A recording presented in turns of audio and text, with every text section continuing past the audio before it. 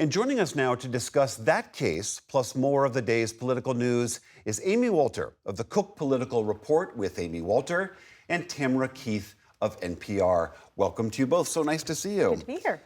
Amy, I want to start with you. This Epstein case continues to roil the MAGA world. I mean, there's a sizable chunk of the president's base who believes that they have been betrayed, that there are other villains that need to be named and shamed and potentially prosecuted.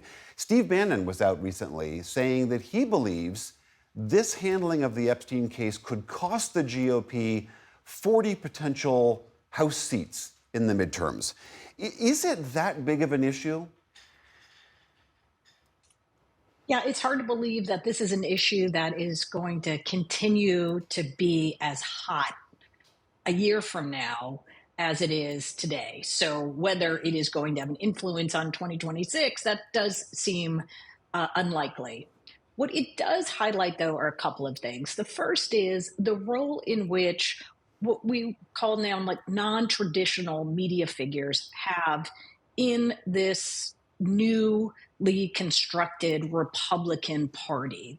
We call it MAGA, and the folks who are the most engaged in bringing in new members of MAGA are folks who aren't on traditional media.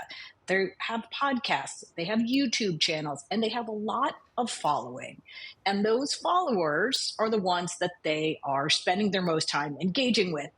Now, some of them may not end up showing up to vote for Donald Trump, but I think the point is that these folks have an undue influence within the party. The second is the degree to which the bind that keeps this party together, that keeps MAGA together, is the idea that there are elites, there are institutions that have had like a chokehold on the American public, and that it is the job of Trump and those who support him to unmask them. That has not happened in this Epstein case. Tam, the president has said several times recently, Epstein, why do you keep talking about Epstein? I mean, his critics point out that could be that he wants to not draw too much attention to the videos that exist of him and Epstein hanging out together. But he clearly wants this to be over. Does he have the political will to bend the party to make it go away? Yeah, I mean, certainly this is an uncomfortable moment for the president. This is his base expressing disappointment with him, and the celebrities of his base expressing disappointment with him. But you already see a little bit of a shift, a little bit of movement. Some people not being as loudly upset about it as they were, say, on Friday. And so it will be interesting to watch whether the sort of the MAGA celebrities, whether the president is able to get the MAGA celebrities to sort of move in his direction and get the public, to get rank and file people to then move in that direction, or whether this feeling of betrayal persists and lasts beyond this.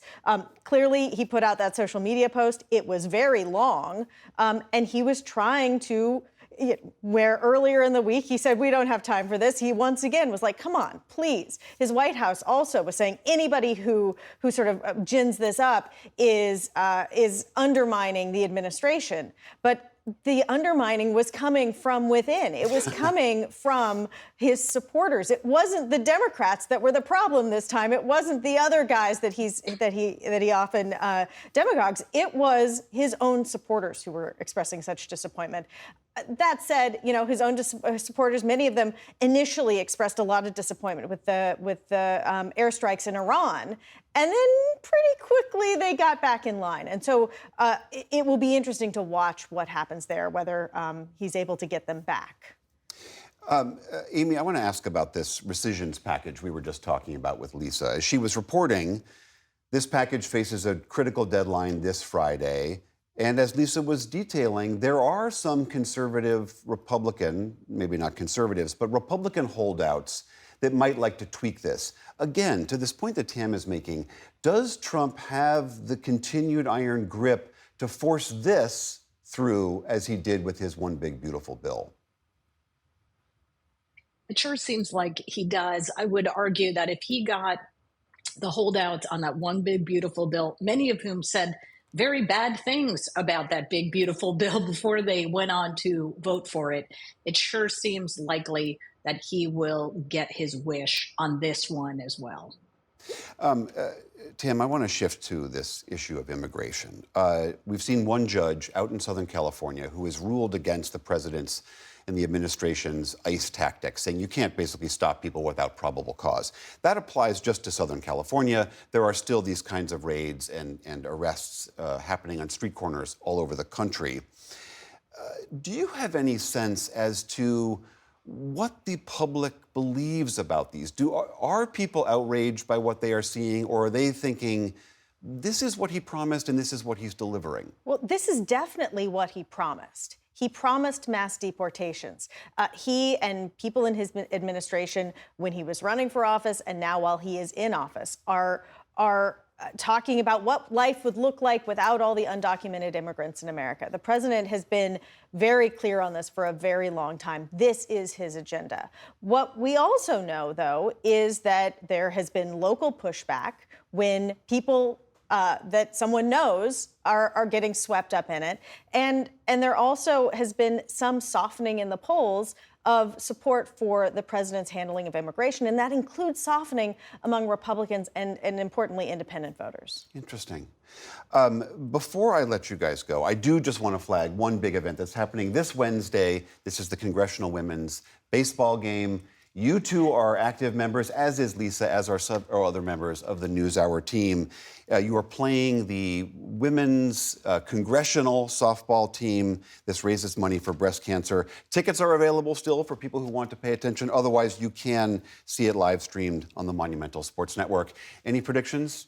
Well, I predict that we win, but I also predict that we will raise awareness that young people, that young women can and do get breast cancer. And that's what this is about, in addition to providing an opponent for members of Congress so that they can come together against Tamara us. Keith, catcher of the Bad News Babes, Amy Walter, pitcher of the Bad News Babes. Thank you both so much.